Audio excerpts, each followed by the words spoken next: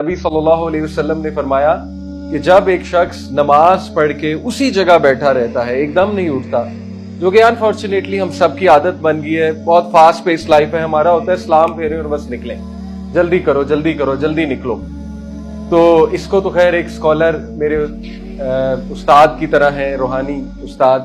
وہ ایک بڑی پیاری بات کرتے ہیں۔ وہ کہتے ہیں کہ دیکھیں، جب آپ کسی کے گھر جائیں اور وہ شخص آپ کو بہت لائک کرتا ہے تو اس کی خواہش ہوگی آپ بیٹھے رہیں، آپ بیٹھے رہیں، اور اگر آپ کو پسند نہیں کرتا وہ کہے گا بس جائیں جائیں جلدی جائیں۔ بہرحال اللہ تعالیٰ کو کمپیئر تو نہیں کیا جا سکتا اس طرح انسانوں کے ساتھ، بٹ پوائنٹ ٹو پونڈر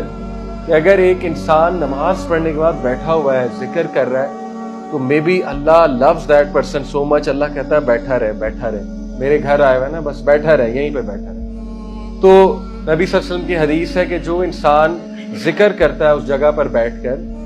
تو فرشتے اس کے لیے استغفار کرتے ہیں، فرشتے اس کے لیے دعائیں کرتے ہیں، استغفار کرتے ہیں اللہ سے۔ اگر آپ چاہتے ہیں آپ کو اللہ معاف کرے تو یہ بہت اچھی ٹپ ہے کہ مصلی سے ایک دم اٹھا نہ کریں، یعنی وہاں بیٹھ کر تھوڑا ذکر کیا کریں، تھوڑا تسلی سے بیٹھا کریں۔